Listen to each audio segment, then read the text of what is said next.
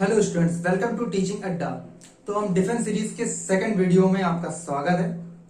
आज हम इस वीडियो में बात करेंगे काइनेमेटिक्स चैप्टर के बारे में। अब काइनेमेटिक्स में मैंने 2 मॉक टेस्ट रखे हैं, तो आज ये पहला मॉक टेस्ट डिस्कस होगा जिसमें 25 क्वेश्चंस होंगे काइनेमेटिक्स से रिलेटेड। सारे के सारे क्वेश्चन मोशन वन डायमेंशन से रिलेटेड होंगे, तो उसका डिस्कशन आज किया जाएगा। ठीक है, तो आपके सामने क्वेश्चंस आते रहेंगे, मैं उनका सोल्यूशन बताता रहूंगा। और अगर आप भी उन क्वेश्चंस को कर सकते हैं तो मेरे सोल्यूशन बताने से पहले आप कमेंट सेक्शन में जाकर के अपना आंसर कमेंट कर सकते हैं।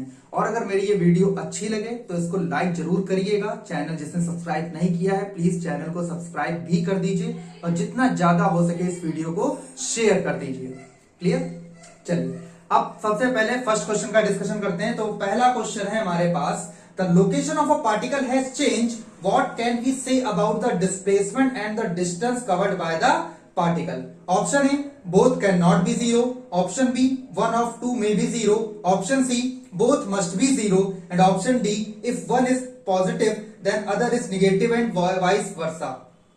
अब बोला कि लोकेशन ऑफ पार्टिकल है चेंज। लोकेशन अगर पार्टिकल की चेंज हो रही है मींस पहला क्वेश्चन है कि एक पॉइंट से, मान लेते पॉइंट ए से पॉइंट बी तक कोई पार्टिकल जा रहा है, किसी भी पास से जा रहा है, लोकेशन में चेंज हो रहा है।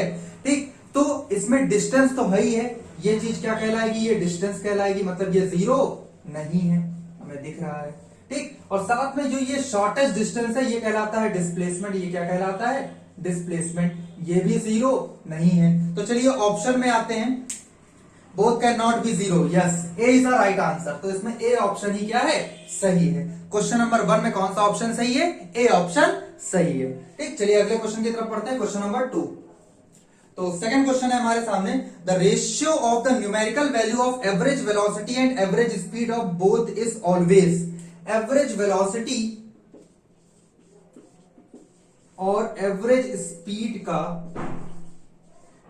रेशियो बताना है हमको, क्या होगा, कितना होगा। यूनिटी, यूनिटी और लेस, यूनिटी और मोर, लेस देन यूनिटी। 1 के रिस्पेक्ट में कंपेयर करना है हमको। तो हमको पता है कि जो वेलोसिटी है उसकी वैल्यू स्पीड से या तो कम होगी या उसके बराबर हो सकती है, कभी भी स्पीड से ज्यादा नहीं हो सकती, क्योंकि यहां पे हमको दिख रहा है कि डिस्टेंस हमेशा डिस्प्लेसमेंट से ज्यादा होगा और स्पीड इक्वल टू होता है, स्पीड इक्वल टू होता है distance upon time and velocity is equal to होता है डिस्प्लेसमेंट अपॉन टाइम। और जैसा कि मैंने बताया कि अगर डिस्टेंस की वैल्यू हमेशा ग्रेटर देन और इक्वल होती है डिस्प्लेसमेंट से, तो यहां से हम कह सकते हैं स्पीड भी हमेशा ग्रेटर देन वैल्यू होगी किससे? वेलोसिटी से। मतलब इसके रिस्पेक्ट में अगर हम बात करें तो इट इज ग्रेटर देन और इक्वल टू 1। सॉरी, ये उल्टा हो गया, इसको इधर ले जाएंगे तो लेस देन और इक्वल टू 1। ठीक, तो आंसर क्या होगा? लेस देन यूनिटी, मतलब D, less than unity. Unity और लेस, हाँ, बी भी सही हो सकता है, B is the right answer. B सही है, बी ज्यादा सही ऑप्शन लग रहा है, क्योंकि यहां से मैं दिख रहा है या तो 1 हो सकता है या 1 से कम होगा, मींस लेस और unity. So B is the right answer. इसका कौन सा आंसर सही है? बी वाला एकदम करेक्ट है। क्लियर? तो ये पहले दूसरे क्वेश्चन हो गए। चलिए अब तीसरे क्वेश्चन की तरफ पढ़ते हैं। रफ कर देता हूं पहले।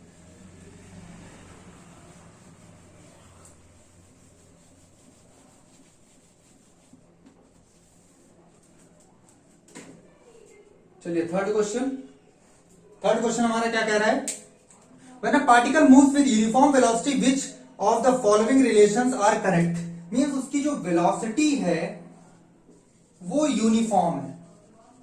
यूनिफॉर्म का मतलब है वो स्ट्रेट लाइन पाथ पे है। किस पाथ पे है? स्ट्रेट लाइन पाथ पे है। स्ट्रेट लाइन पाथ पे होगा, यूनिफॉर्म वेलोसिटी होगी, तो जो वेलोसिटी होगी वही उसकी स्पीड भी होगी, मींस स्पीड और वेलोसिटी दोनों सेम होंगे। ठीक, तो ऑप्शन इसका जो पहला है average speed equal to average velocity, वो एकदम करेक्ट लग रहा है। दूसरा इंस्टेंटेनियस हमेशा सेम रहता है। देखो इंस्टेंटेनियस की बात की जाए तो उसमें वेलोसिटी यूनिफॉर्म हो या ना हो उससे कोई फर्क नहीं पड़ता। इंस्टेंटेनियस स्पीड और इंस्टेंटेनियस वेलोसिटी हमेशा एक दूसरे के इक्वल ही होते हैं। ठीक, तीसरा distance covered equal to magnitude of displacement. अब अगर यूनिफॉर्म वेलोसिटी है मींस पाथ स्ट्रेट लाइन है, अगर स्ट्रेट लाइन पाथ होगा तो जो डिस्टेंस होगी वही डिस्प्लेसमेंट होगी। मतलब ये तीनों के तीनों पॉइंट सही हैं। तुमसे पूछा गया करेक्ट, तो first, second and third means A option. कौन सा सही है? ए ऑप्शन सही होगी। तीनों के तीनों पॉइंट एकदम करेक्ट हैं। चलिए अगले क्वेश्चन की तरफ पढ़ते हैं। The correct statement from the following, 4 statement दिए इनमें से करेक्ट बताना है आपको। Option A, a body having zero velocity will not necessary have zero acceleration. A option में दिया है वेलोसिटी जीरो है बट एक्सीलरेशन जरूरी नहीं है कि जीरो हो। ठीक। Option B, a body having zero velocity will necessary have zero acceleration. Velocity zero तो एक्सीलरेशन भी जीरो होगा।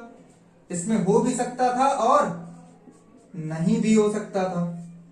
सी option, a body having uniform speed can have only uniform acceleration.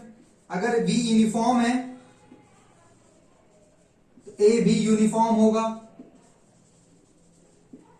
D option, a body having non uniform velocity will have zero acceleration। v non uniform है तब उन्होंने कहा a zero होगा। Clear. अब चलिए options में चलते हैं। ठीक। अब सबसे पहले नीचे से स्टार्ट करते हैं। सबसे पहले डी ऑप्शन चेक करते हैं। डी ऑप्शन क्या है? v equal to non uniform, मतलब वेलोसिटी अगर नॉन यूनिफॉर्म है तो एक्सीलरेशन कभी भी जीरो नहीं हो सकता, क्योंकि एक्सीलरेशन तभी प्रोड्यूस होता है जब वेलोसिटी क्या हो? नॉन यूनिफॉर्म हो, वेलोसिटी में चेंज हो रहा हो। मतलब ये तो गड़बड़ है। ठीक। अगर वेलोसिटी यूनिफॉर्म है तब एक्सीलरेशन हमेशा जीरो होगा, क्योंकि उस समय वेलोसिटी में कोई चेंज नहीं होगा तो एक्सीलरेशन भी प्रोड्यूस नहीं हो सकता। ये भी गड़बड़ है। वेलोसिटी जीरो है तो एक्सीलरेशन भी जीरो हो, ये कंपलसरी नहीं है, क्योंकि जब हम किसी बॉडी को ऊपर फेंकते हैं और ऊपर जाने के बाद बॉडी कहां आती है? नीचे आती है। तो इस केस में दोनों टाइम में एक्सीलरेशन जो है वो लगता है acceleration due to gravity small g, but ऊपर जाकर के हाईएस्ट पॉइंट पे बॉडी की वेलोसिटी जीरो हो जाती है, लेकिन उस समय अभी भी नीचे की तरफ एक्सीलरेशन लग रहा होता है। मींस कौन सा सही होगा? ए सही होगा, कि वेलोसिटी अगर जीरो है तो एक्सीलरेशन जीरो हो भी सकता है और नहीं भी हो सकता है। क्लियर। तो ये था हमारा क्वेश्चन नंबर 4। चलिए नेक्स्ट क्वेश्चन की तरफ बढ़ते हैं।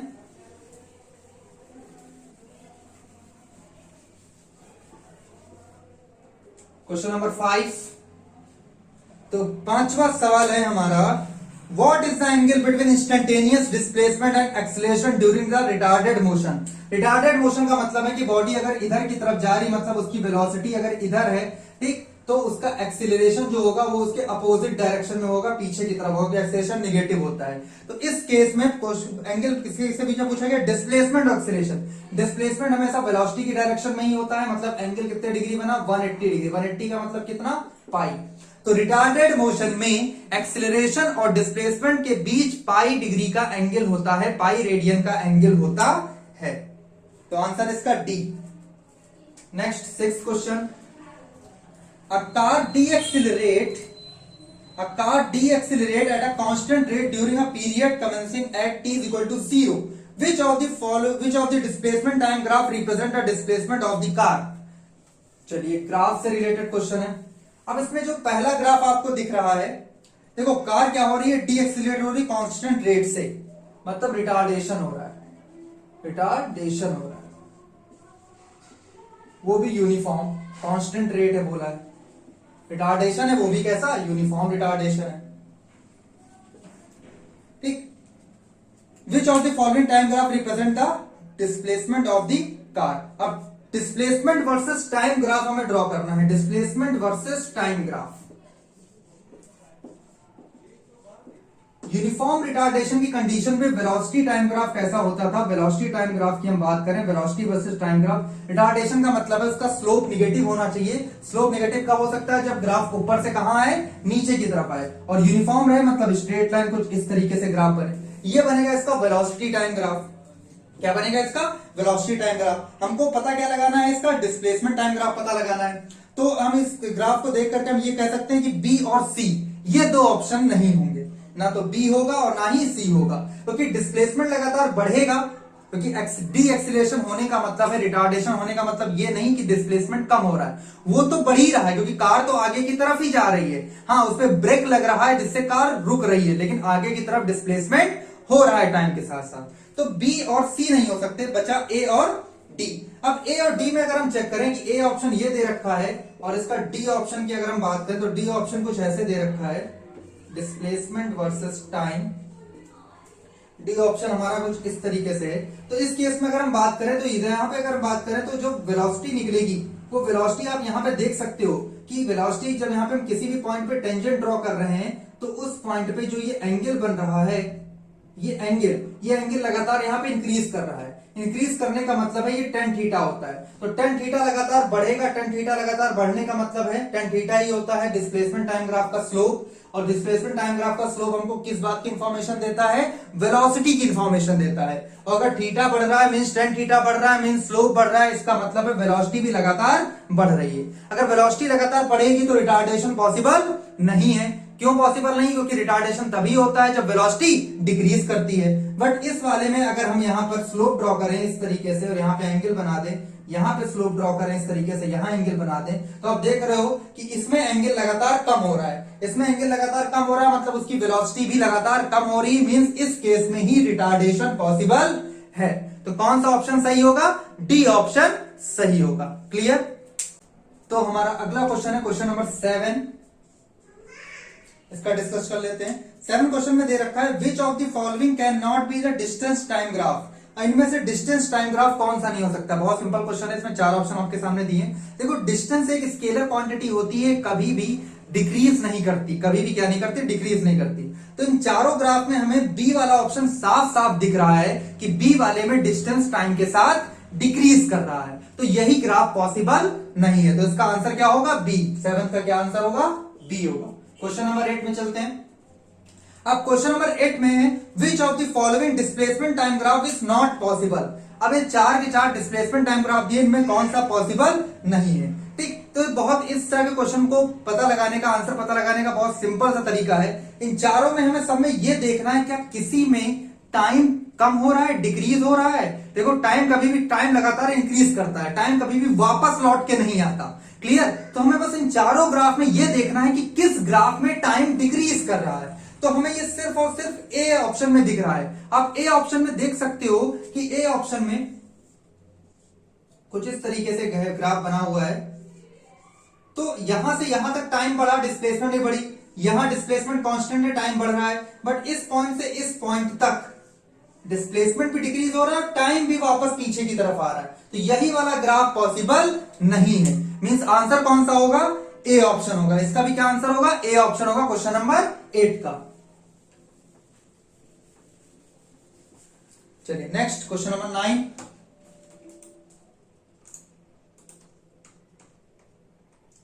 A particle is constant to move on a straight line path. It returns to the starting point after 10 second. ठीक है, क्वेश्चन नंबर क्या था? 9 था ये। तो एक पार्टिकल है वो स्ट्रेट लाइन पाथ में मूव कर रहा है और स्टार्टिंग पॉइंट पे 10 सेकेंड में आ जाता है। सीधे गया, फिर वापस आया, टाइम कितना लगा? 10 सेकेंड। ए से B. Clear? The total distance covered by the particle during the time is 30 metre. अब मान लो यहां से यहां तक की डिस्टेंस कितनी है? एस है। तो टोटल डिस्टेंस कितनी हो जाएगी? 2s वो दे रखी है 30 मीटर। ठीक, the total distance covered by, clear. Which of the following statement about the motion of particle is false. कौन सा स्टेटमेंट फॉल्स है? Displacement of the particle is 0। ये एकदम करेक्ट है क्योंकि स्टार्टिंग पॉइंट पे वापस आ रहा है तो डिस्प्लेसमेंट तो 0 होगा, ये बात क्लियर है। ठीक, average speed of the particle is 3 metre per second. तो एवरेज स्पीड निकालने का तरीका होता है total distance upon total time, जो कितना आया? 3 मीटर पर सेकेंड। मतलब ए ऑप्शन भी सही था, बी ऑप्शन भी सही था, इनमें कोई गलतियां नहीं है। C, displacement of particle is 30 metre. अब डिस्प्लेसमेंट 30 मीटर नहीं हो सकता क्योंकि वो पहले ही हम बता चुके हैं क्या है? 0। मींस 9th क्वेश्चन का सी ऑप्शन सही है। कौन सा स्टेटमेंट फॉल्स था वो हमें ढूंढना था, तो सी स्टेटमेंट फॉल्स है, यही हमारा सही ऑप्शन है। Question number 10।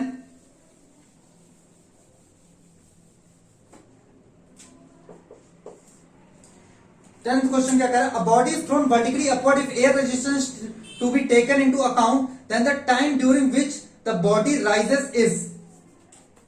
देखो बहुत अच्छा सवाल है ये। जब भी किसी बॉडी को ऊपर फेंकते हैं वो बॉडी नीचे आती है उसी पॉइंट पे। वर्टिकली अगर ऊपर फेंके, अगर फेंकते समय वेलोसिटी u है तो आते धरती पे टकराते समय भी वेलोसिटी कितनी होगी? u होगी। यहां पे जाकर के फाइनल वेलोसिटी उसकी क्या हो जाती है? 0 हो जाती है। ठीक, ए बी और ये पॉइंट सी ले लेते हैं। सी और ए बेसिकली एक ही पॉइंट है। क्लियर? अब अगर यहां पर वैक्यूम होता, मतलब एयर नहीं होता, एयर नहीं होता। तो जितना टाइम बॉडी को ऊपर जाने में लगता उतना ही टाइम बॉडी को नीचे आने में लगता, मतलब दोनों केसेस में टाइम सेम रहता। बट अगर हम एयर ले लेते हैं, वैक्यूम के अलावा हम क्या ले लें, यहां पर एयर रेजिस्टेंस ले लें, तो उस केस में सिचुएशन कुछ चेंज हो जाएगी। अब कैसे हो जाएगी वो बताता हूं। जैसे बॉडी नीचे से पहले ऊपर, मतलब ए पॉइंट से हम बी पॉइंट तक की बात कर रहे हैं, यहां जाके v0, यहां पे वेलोसिटी उसकी u है, acceleration due to gravity g नीचे लग रहा है क्योंकि बॉडी नीचे से ऊपर जा रही है। बॉडी नीचे से कहां जा रही है, ऊपर जा रही है, तो एयर रेजिस्टेंस भी कहां लग रहा होगा, नीचे की तरफ ही लग रहा होगा। एयर रेजिस्टेंस का जो एक्सेलरेशन है वो भी नीचे, क्योंकि हम जब बॉडी नीचे से ऊपर फेंकोगे तो हवा उसको नीचे ढकेलने की कोशिश करेगी। क्लियर। अब इस केस में अब यहां पे हम लगाते हैं first equation of motion, v is equal to u plus g t, sorry u minus g t, की बॉडी नीचे से ऊपर गई है। v कितना है 0, u की जगह u, g की जगह हम रखेंगे g प्लस a, क्योंकि दोनों एक्सलेशन सेम डायरेक्शन में, इंटू टी। इस टाइम को हम t1 मान लेते हैं, तो t1 इज इक्वल टू हो जाएगा u upon g plus a। Clear. अब बॉडी ऊपर से कहां आ रही है सेकंड केस में, नीचे, मतलब b टू c। यहां पर उसकी वेलोसिटी अब 0 है, टकराते समय वेलोसिटी u हो गई है। फिर फर्स्ट इक्वेशन लगा दो। अब एक्सेलरेशन ड्यू टू ग्रेविटी तो नीचे ही लग रहा है, लेकिन एयर रेजिस्टेंस कहां लगेगा, ऊपर की तरफ लगेगा। क्यों एयर रेजिस्टेंस ऊपर लगेगा, क्योंकि बॉडी नीचे आ रही तो एयर उसको ऊपर ढकेलने की कोशिश करेगी। अब इस केस में v की जगह u हो जाएगा, u की जगह v हो जाएगा, g की जगह g माइनस a, और ये टाइम t2। तो t2 हमारा निकल के आया यहां से u upon g minus a। अब इन दोनों टाइम को देख के हम ये बात क्लियर कर सकते हैं कि यहां पर नीचे की वैल्यू ज्यादा है तो ओवरऑल वैल्यू कम होगी। t1 is less than t2। इसका मतलब है बॉडी को ऊपर जाने में समय कम लगेगा और नीचे आने में समय ज्यादा लगेगा। अब क्वेश्चन की तरफ बढ़ते हैं। क्वेश्चन हमारा क्या था, बॉडी को ऊपर फेंका गया, then the time during which the body rises. Body rises का मतलब बॉडी जब ऊपर जा रही है, equal to time of fall, less than time of fall, greater than time of fall, twice the time of fall. तो क्या है, less than time of fall, मतलब B is the right answer. Less than time of fall, B is the right answer. अच्छा सवाल था। अगर vacuum होता तो दोनों केसेस में टाइम सेम रहता, बट अगर ये रेजिस्टेंस होता है तो ये आपका पूरा का पूरा प्रोसेस है। अच्छे से इसको नोट कर लेना।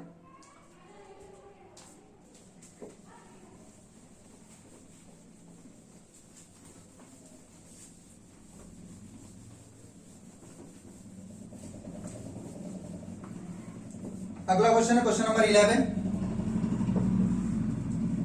A body moves 6 meter north, 8 meter east and 10 meter vertically upward. चलिए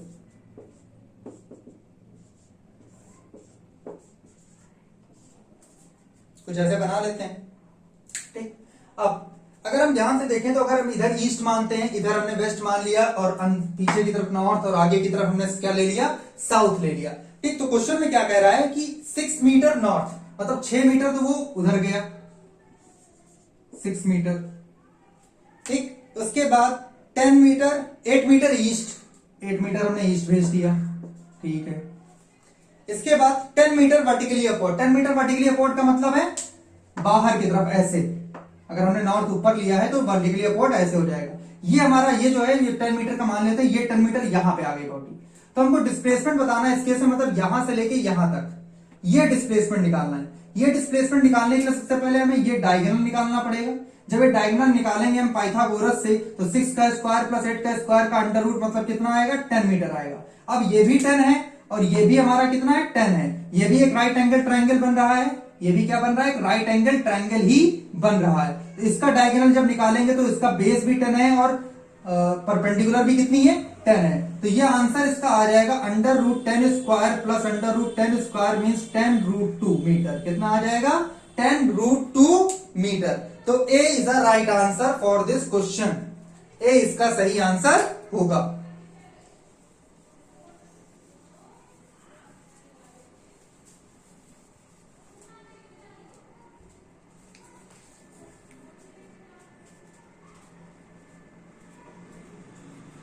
तो नेक्स्ट है हमारा क्वेश्चन नंबर 12। देखते हैं 12वां सवाल क्या पूछता है, क्या कहता है। An athlete completes 1 round of a circular track of radius r in 40 seconds. चलो, एथलीट दौड़ रहा है जिसके सर्कुलर ट्रैक की रेडियस r है। एक चक्कर लगाने में वो टाइम कितना लेता है, 40 सेकेंड लेता है। क्वेश्चन किया गया है what will be his displacement at the end of 2 minute 20 seconds. तो टोटल टाइम हमारे पास है 2 मिनट 20 सेकेंड्स। इसका मतलब है ये 120 हो गए, 63 120 एंड 140 सेकेंड्स हो गए। 140 सेकेंड्स में टोटल 40 सेकेंड्स एंड 40 सेकेंड के 3 चक्कर और साथ में 20 सेकेंड बचेगा। ठीक, मतलब वो 3 कंप्लीट चक्कर लगा रहा है और एक आधा चक्कर लगा रहा है, क्योंकि 40 सेकंड में एक चक्कर लगा रहा है। तो टोटल टाइम 140 सेकंड है, तो 40 सेकंड के 3 चक्कर हो गए पूरे और 20 सेकंड का एक आधा चक्कर हो गया। मतलब वो ए से चलना स्टार्ट किया तो यहां पहुंचा बी तक। इस केस में ये होगी डिस्प्लेसमेंट जो होगा उसका डायमीटर जो आएगा कितना 2r। तो आंसर क्या होगी, डिस्प्लेसमेंट ही पूछा है तो उसका आंसर होगा 2r, means B is the right answer. क्या होगा, बी सही आंसर होगा। 12 के बाद क्वेश्चन नंबर 13 क्वेश्चन में a 150 metre long train is moving with a uniform velocity of 45 kilometre per hour. अब एक ट्रेन है, ट्रेन की लंबाई कितनी है 150 मीटर। वो कितनी वेलोसिटी से जा रही है, वो जा रही है 45 किलोमीटर पर आवर की स्पीड से। ठीक, उसके बाद the time taken by the train to cross a bridge of length 850 metre. उसके आगे एक ब्रिज है ये बहुत बड़ा सा, जिसकी लेंथ कितनी है 850 मीटर। इसको क्रॉस करना है तो इसके लिए उसको टाइम कितना लगेगा। ठीक, तो हम पहले टोटल डिस्टेंस की बात करें तो टोटल डिस्टेंस हमारे पास कितनी हो जाएगी, क्योंकि ट्रेन को अपनी लेंथ भी कवर करनी है। तो टोटल डिस्टेंस हो जाएगी 150 प्लस 850 मतलब कितना 1000 मीटर। ठीक, और उसकी वेलोसिटी कितनी दी है 45 किलोमीटर पर आवर, क्योंकि हमें मीटर पर सेकंड में चाहिए तो इसको मल्टीप्लाई कर दे 5/18 से। 3 से कैंसिल कर देंगे तो यहां आ जाएगा 15, यहां आ जाएगा कितना 6, 2 से ठीक, मतलब 5/25/2 मीटर पर सेकंड। फिर टाइम का फॉर्मूला लगाते हैं तो टाइम इज इक्वल टू हो रहा है distance upon velocity, distance upon velocity. तो डिस्टेंस हमारे पास कितना है 1000/25, ये 2 नीचे का कहां पहुंच गया ऊपर, यह आया 40, 42 जा 80 सेकेंड। आंसर हो गया हमारा कितना 80 सेकेंड है ऑप्शन में। Yes, C is the right answer, C इसका एकदम सही आंसर होगा। ऐसे क्वेश्चंस में जो भी व्हीकल है उस व्हीकल की लेंथ को भी ऐड किया जाता है, यह बात जरूर याद रखिएगा। हमने कोशिश की है कि हर टाइप के क्वेश्चन हम कवर कर सके काइनेमेटिक्स से, तो मैं कोशिश कर रहा हूं कवर करने की। नेक्स्ट है question number 14।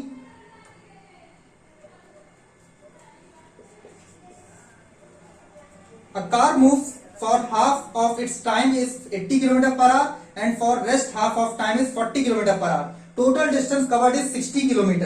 What is the average speed of the car? Average speed पूछी गई है। तो यहां से यहां तक मान लेते हैं ए से बी तक कार गई। इसको करने का शॉर्ट तरीका भी होता है, वो मैं बता देता हूं, उसके बाद आप चाहे तो डायरेक्टली भी कर सकते हैं। यहां से यहां तक गई, अब मान लेते हैं ये बीच में एक पॉइंट सी ले लेते हैं। टोटल डिस्टेंस कितनी दी है, टोटल डिस्टेंस हमारे पास क्वेश्चन में गिवन है, कहां गई 60 kilometre.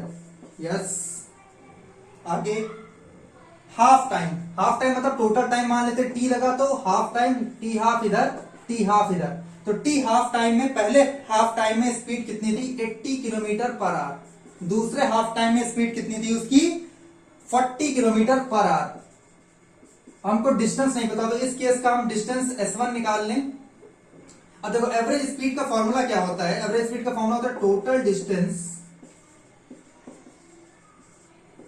Upon total time. Average speed का फॉर्मूला होता है total distance upon total time.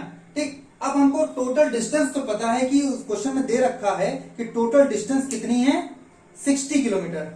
What is the average speed, और एवरेज स्पीड पूछी गई है। तो हम क्या कर सके जिससे हमारा क्वेश्चन सॉल्व हो जाए। देखो टोटल डिस्टेंस हमको पता है डायरेक्टली कितनी हो गई 60 हो गई, क्लियर। अब हमको टोटल टाइम की बात करनी है और एवरेज स्पीड की बात। यहां से अगर हम डिस्टेंस की बात करें तो इधर की हम डिस्टेंस S1 निकाल सकते हैं। कैसे, डिस्टेंस इक्वल टू होता है speed into time, speed into time.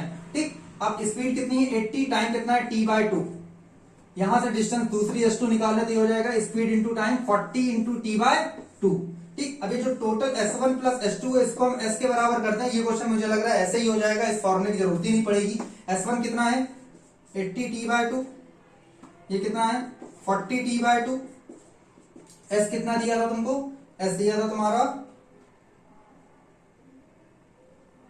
चलो इसको ऐड कर लेते हैं टोटल डिस्टेंस। ये तुम्हारा s हो गया, ये बचा 40t, ये बचा 20t, मतलब s आ जाएगा, टोटल डिस्टेंस s आ जाएगा 60t। ठीक, तो हम यहाँ पे जो टोटल डिस्टेंस है उसको हम 60 न रख करके कितना रखेंगे, 60t रखेंगे। ठीक, अब टोटल टाइम कितना है, t है, t से t क्या हो गया, कैंसिल, आंसर आया 60 मीटर किलोमीटर पर सेकेंड।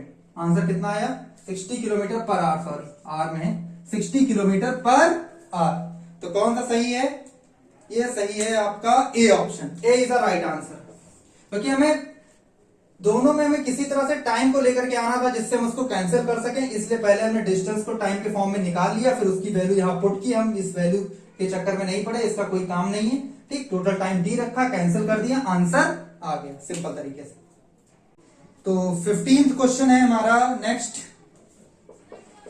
15th क्वेश्चन में देखिए क्या दिया, particle moves along X axis in such a way that its coordinate X varies with time T according to the equation. मतलब डिस्टेंस और टाइम में हमको रिलेशन पता है, 2 - 5t plus 6t square metre. The initial velocity of particle, initial velocity का मतलब है जब टाइम 0 है उस समय वेलोसिटी कितनी होगी।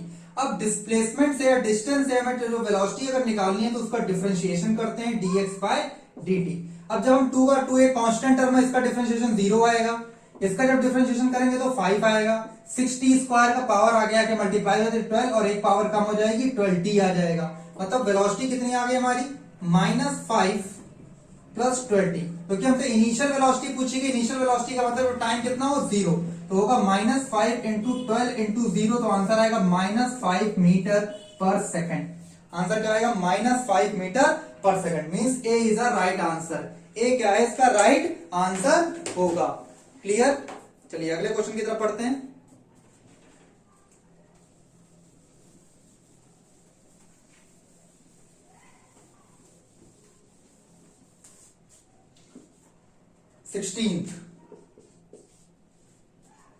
The displacement of particle is given by displacement फिर से given है √x is equal to t plus 1।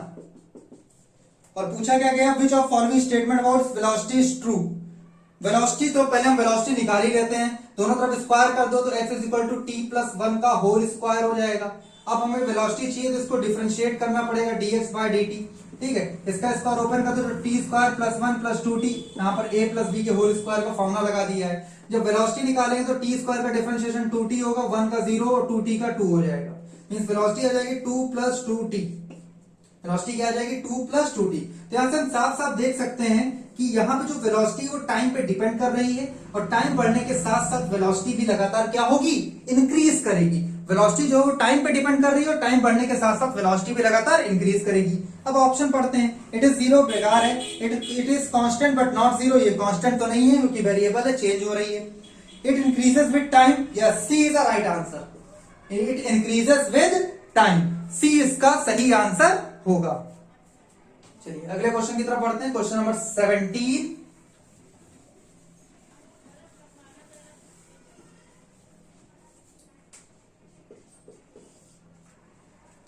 A particle moves along a straight line such that its displacement at any time t is given by, displacement given है s is equal to t cube minus 6t square plus 3t plus 4 metre.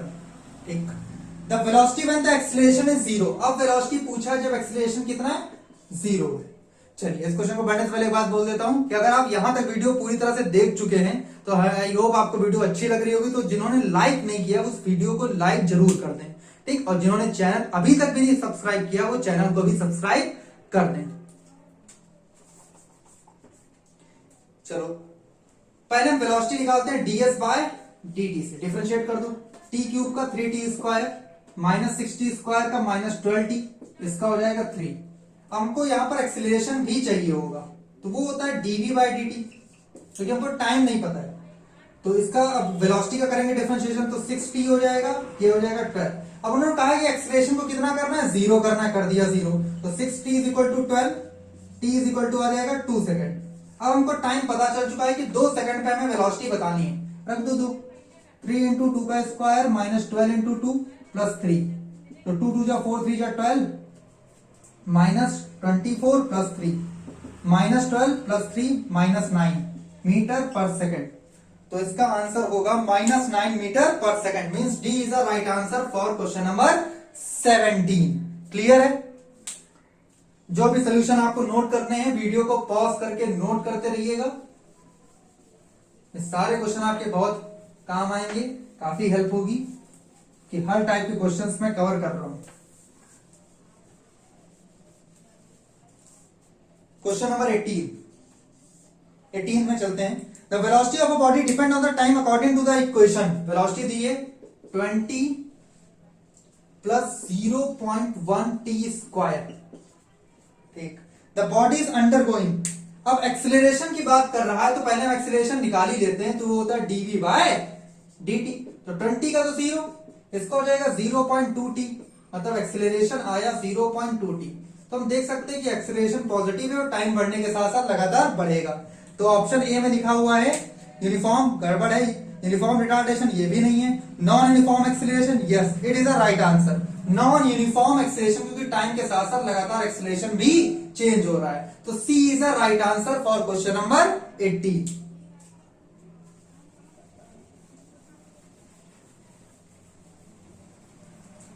Now next question number 19। 7 questions remaining. 19 graphical question है, बहुत अच्छा। The variation of velocity of particle with time moving along a straight line is illustrated in the following figure. The distance traveled by the particle in 4 second. 4 second में distance travel बताना है। तो graph देख के हम देख सकते हैं कि 4 सेकंड तक का जो टोटल ग्राफ है उसमें वेलोसिटी बढ़ भी रही है, घट भी रही है, कांस्टेंट भी रह रही है। तो वेलोसिटी टाइम ग्राफ से जब हमको डिस्टेंस निकालना होता है तो हम उसका एरिया निकालते हैं। क्या निकालते हैं? एरिया। अब ये 4 सेकंड तक ही गया ही हुआ है, तो हम पूरा का पूरा जितना भी ग्राफ बना है इस पूरे का एरिया कैलकुलेट कर ले, वही हमारा आंसर होगा। अब ग्राफ को देख करके हम देख सकते हैं कि इसमें पहला ट्रायंगल बना है, बीच में एक रेक्टेंगल है, फिर एक ट्रेपीजियम है और फिर एक रेक्टेंगल है। 4 पार्ट में ग्राफ है। तो हम क्या करें कि हम इन चारों का एरिया निकाल के ऐड कर दें। तो जब हम पहला एरिया कैलकुलेट करेंगे, फर्स्ट एरिया जब हम कैलकुलेट करेंगे, ग्राफ पहले मैं यहां पे ड्रॉ कर देता हूं, समझने में आसानी होगी।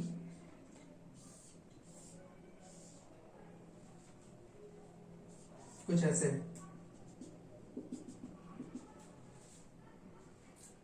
1 2 3 एंड 4। यहां पर 10 है, यहां पर 20 है, ऊपर की जरूरत नहीं है। मीटर पर सेकंड और ये सेकंड में। ठीक। तो ये पूरा का पूरा एरिया हमको चाहिए होगा, ये पूरा का पूरा एरिया। तो पहला ट्रायंगल, इसका एरिया कितना होगा? हाफ। हाइट है 20, बेस है 1 प्लस, फिर ये रेक्टेंगल मिला, लेंथ इंटू ब्रेथ, लेंथ है 20 और ब्रेथ है 1, 2 - 1 करेंगे, इतनी लेनी है सिर्फ। ये 1 है, ये पूरा 2 है, तो ये 2 - 1 से। फिर ये trapezium half, sum of parallel side, तो एक पैरेलल साइड 20 है, दूसरी पैरेलल साइड 10 है, तो 20 + 10 इंटू डिस्टेंस बिटवीन दम, वो होगा 3 - 2 मतलब 1। एक ही हो गया। लास्ट में रेक्टेंगल बचा, तो 10 × 1। अब इसको सॉल्व करना है बस। तो ये हो जाएगा आपका 10 + 20, 20 10 30/2 15 + 10 30 40 50 55 मीटर। तो इसका सही आंसर होगा आपका B option. D is the right option, 55 metre. Clear?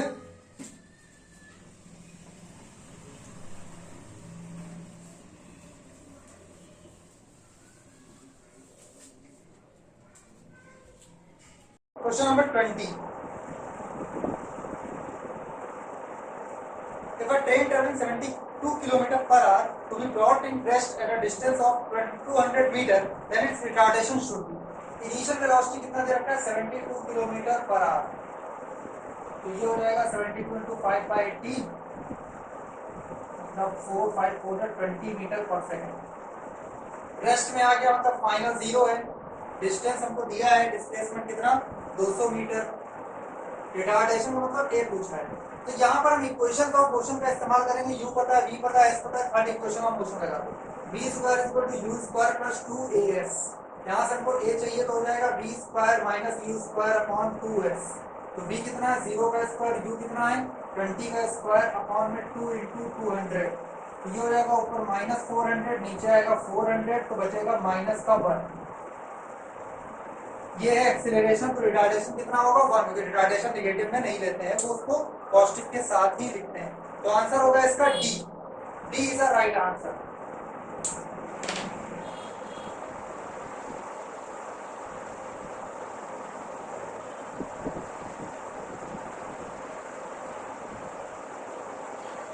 Question number 21। If a body start from rest and travel 120 centimeter in the 6th second, then what is the acceleration?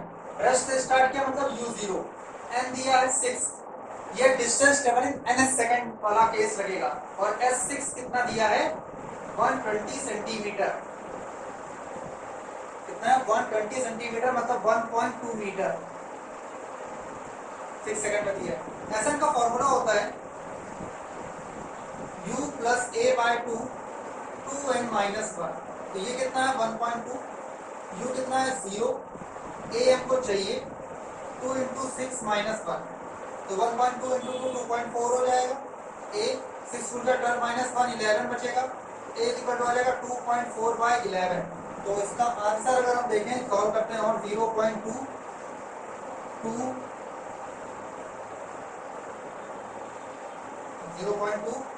का जाएगा, फिर 201 में जाएगा, फिर आपका 908 मीटर पर सेकंड। चलिए 218 कौन सा है सी, सी सही आंसर 31।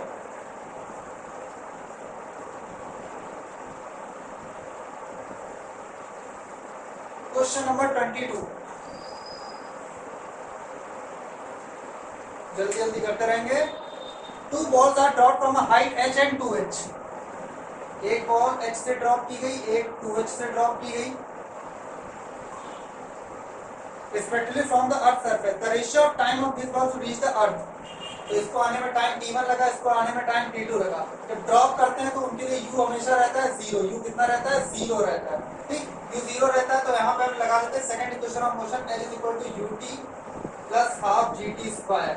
तो पहली बॉल के लिए तो h बराबर हो जाएगा हाफ g t1 स्क्वायर, दूसरी बॉल के लिए लगाएंगे तो हो जाएगा 2h is equal to half g t2 का स्क्वायर। दोनों को आपस में डिवाइड कर दो तो h upon 2h 1/2 g t1 square upon में 1/2 g t2 स्क्वायर। ये कैंसिल हो गया, ये कैंसिल हो गया, h से h कैंसिल हो गया। t1 square upon t2 square is equal to आया है 1/2। अब जब हम यहाँ से स्क्वायर हटा देंगे t1 अपॉन t2 हो जाएगा अंडर रूट 1/2, मतलब 1:√2। टाइम का ही रेशियो को पता लगाना था, तो 1:√2 means a is the right answer. कौन सा आंसर सही होगा? a सही होगा।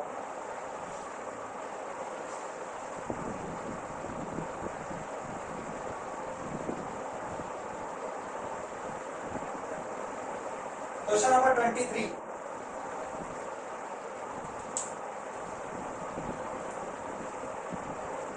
तीन क्वेश्चन है बस। A cricket ball is thrown up with a speed of 19.6 metre per second. एक क्रिकेट बॉल को ऊपर की तरफ फेंका u equal to 19.6 metre per second की स्पीड से। देन द मैक्सिमम हाइट, ये जो हाइट मैक्सिमम तब होगा जब ऊपर जाके v कितना हो जाएगा 0, मतलब और acceleration due to gravity g कहां लग रहा है? नीचे लग रहा है, जिसकी वैल्यू हम लेंगे 9.8। ठीक, third equation of motion v square equal to u square minus 2gh, क्योंकि नीचे से ऊपर जा रहा है इसलिए माइनस होगा।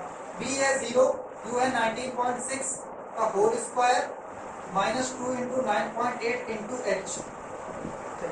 19.6 इंटू 19.6 इधर आ जाएगा, यहाँ बचेगा 2 9 इंटू 9.8। अभी हम कुछ मल्टीप्लाई नहीं कर रहे हैं, कैंसिल हो जाएगा। h is equal to 19.6 into 19.6 upon में 2 इंटू 9.8। एक पॉइंट से एक पॉइंट कैंसिल कर देते हैं, ये 2 टाइम्स जाएगा, 2 से ये कैंसिल हुआ तो आंसर बचा 19.6।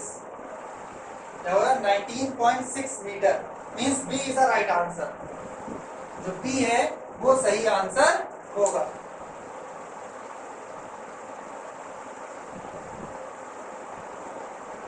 अगर आपको लगता है किसी क्वेश्चन में आपको प्रॉब्लम लग रही है ये वीडियो सोल्यूशन देखने के बावजूद, तो कमेंट सेक्शन में वो क्वेश्चन नंबर जरूर मुझे सेंड करिएगा, भेज दीजिएगा, कमेंट करके बता दीजिएगा किन क्वेश्चंस में आपको लगा कि अभी भी आपको अच्छे से क्लियर समझ में नहीं आए, तो मैं एक और वीडियो बना करके उन क्वेश्चंस को एक बार और एक्सप्लेन कर दूंगा। 24. Three different objects of mass m1, m2, m3 are allowed to fall from rest and from the same point go along the same different frictionless path. The speed of three objects on reaching the ground. अगर किसी body को ऊपर से नीचे गिराते हैं तो initial velocity u final हो जाती है उसकी, ड्रॉप करते हैं तो u हो जाता है आपका 0, फाइनली कुछ वेलोसिटी रहती है हाइट h और टाइम लगता है मान लेते हैं t, टाइम क्या लगता है t। अब सेकंड इक्वेशन ऑफ मोशन में जाते हैं, h is equal to ut plus half gt square. तो u देखिए आप 0 है तो यहाँ से हम h इज इक्वल टू निकाल सकते हैं हाफ gt स्क्वायर। कितना h is equal to half gt square. तो यहाँ से हमारा t इज इक्वल टू हो जाएगा अंडर रूट में 2h अपॉन g। अब देख सकते हैं जो टाइम है वो सिर्फ और सिर्फ हाइट पे डिपेंड कर रहा है, इस बात पे डिपेंड नहीं कर रहा है कि बॉडी का मास कितना है। ठीक, अगर सेम हाइट से 10 बॉडी को भी ड्रॉप किया जाए, सबके मासेस अलग अलग हो, तो सेम टाइम के बाद ही वो अर्थ पे टकराएंगी। तो इसका आंसर होगा 1:1:1 means C is the right answer. इसका रेशियो मतलब टाइम सेम लगेगा तो रेशियो भी कितना आएगा 1:1:1।